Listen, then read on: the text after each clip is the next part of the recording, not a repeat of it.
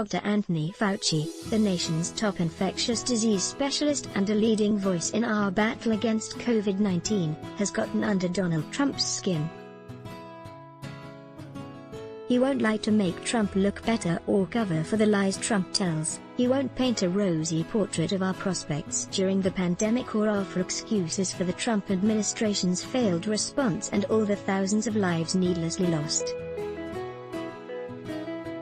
Fauci insists on following the science and telling the truth about it, and that means that the American people trust and respect him for it. But this, being more popular and well-regarded than Trump, is heresy in this White House. There is but one king in that palace and all his dogs wear his collars. In their conception, Fauci is off the leash. Trump is a man ruled by jealousies and insecurities. In his mind he is the greater, the best, the supreme, even when he obviously is not, all of which presents him with another recurring quandary: how precisely is it that a lying, lecherous, anti-intellectual grifter doesn't enjoy the same high standing as the honorable and the honest, the well-read and well-behaved? Tuesday, Trump bemoaned aloud the fact that Fauci enjoys a higher public approval rating than his own, even though, as Trump put it, he's working for this administration. He's working with us, John. We could have gotten other people. We could have gotten somebody else. It didn't have to be Drive. Fauci. So, if Trump isn't high enough to stand shoulder to shoulder, he'll do his best to cut you off at the knees. The Trump administration has tried to undermine Fauci and has even attacked him. Trump himself has openly undercut Fauci and questioned his judgment. Trump's jealousies are so petty that when Fauci threw out the first pitch in Major League Baseball's opening day at Nationals Park, Trump lied and said that he had been invited to throw out the first pitch at Yankee Stadium on August 15.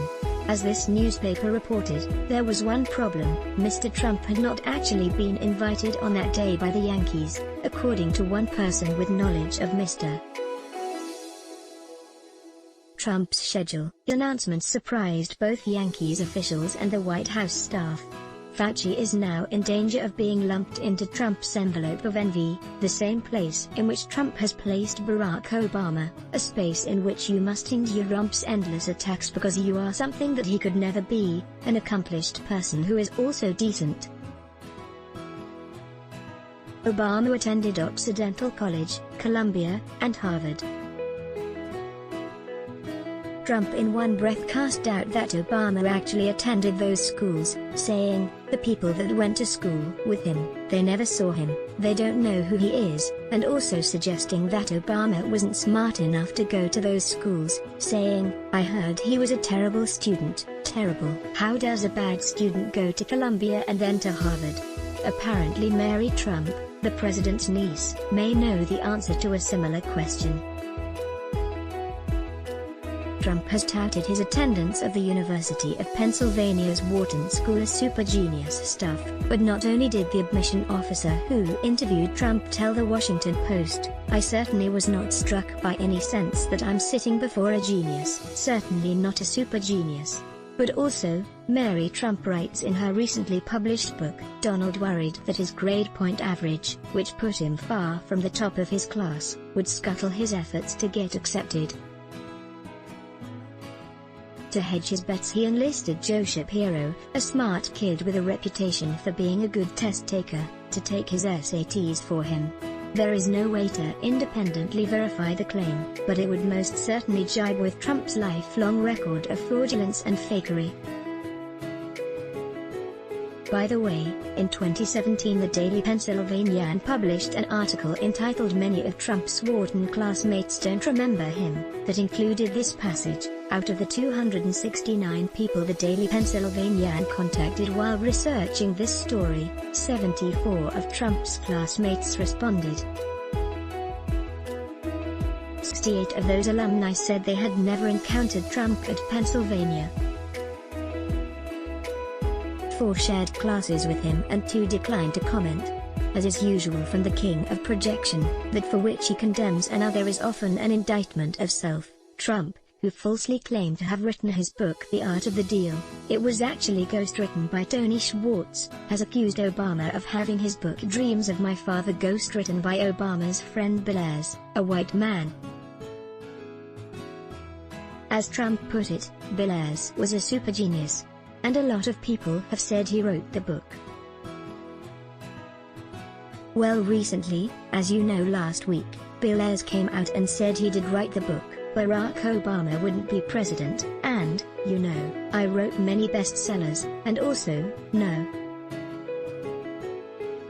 1 bestsellers, including The Art of the Deal.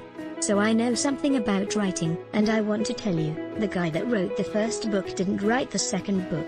Obama received a Nobel Peace Prize. Trump desperately wanted the same recognition and claims that the only reason he hasn't gotten it is that the awarding system is rigged against him. Trump's jealousy of Obama is now legendary. Trump's entire presidency is a stand against Obama's legacy, to knock it down, to erase it. And when the history is written about America's response to the pandemic, the story will have 2 leading men, Fauci and Trump, one in the right and one in the wrong, one working to save lives and one needlessly costing them. Fauci will be the hero and Trump the villain. This is a Trump nightmare, a logical impossibility. He simply can't see it this way because, as writer Christopher Vogler once wrote, a villain is the hero of his own myth.